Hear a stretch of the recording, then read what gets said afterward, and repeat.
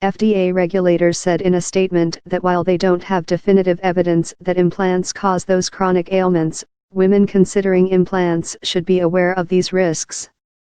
To that end, the agency said it will consider adding a boxed warning, its most serious type, to breast implants and a checklist describing various potential harms for patients considering them. Earlier this month, French authorities issued a rare ban of breast implants associated with a form of lymphoma, including those sold by manufacturer Allergan. The FDA's director for medical devices said the agency wasn't ready to take that step. At this time, the FDA does not believe that, on the basis of all available data and information, the device meets the banning standard, Dr. Jeffrey Shuren said in a statement. The cancer tied to implants is not breast cancer but lymphoma that grows in the scar tissue surrounding the breasts. Almost all confirmed cases involve a type of textured implant designed to prevent slippage and to minimize scar tissue. Shuren said that variety accounts for less than 10% of the U.S. market, which is primarily smooth implants. He noted there have been cases of the cancer with smooth implants, raising questions about whether multiple factors contribute to the disease. There have been more than 600 cases of the cancer worldwide, among an estimated 10 million women with implants. Diana Zuckerman, who has studied breast implant safety, said a ban may not be necessary to phase out textured ones.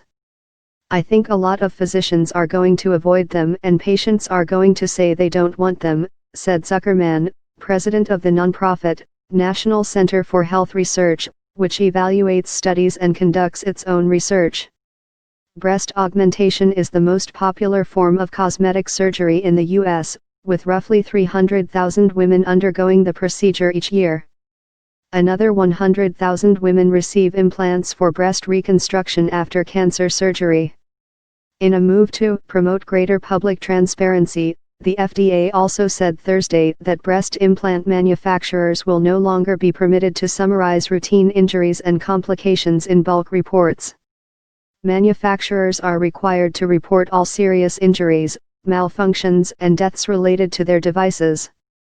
But under the FDA's Alternative Summary Reporting Program, breast implant makers and other manufacturers could file quarterly updates representing thousands of incidents, most of which were not listed in a public database. That practice, which the FDA has pledged to phase out, has been criticized for obscuring the true number of incidents reported to regulators.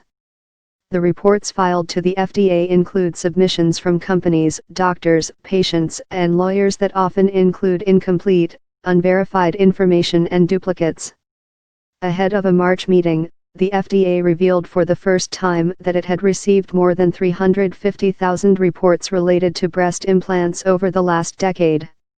That was roughly 7 times the number of reports visible in the agency's publicly searchable database, according to Madras Tomes, a former FDA staffer who founded a company to analyze medical device reports. If there's a pattern of more than 300,000 malfunctions and non-serious injuries, those should be available to the public, and let them decide if they're serious. Tomes said. Bulk reports for other medical devices is permitted under a new program which plans to make them public. Associated Press writer Megan Hoyer contributed to this story.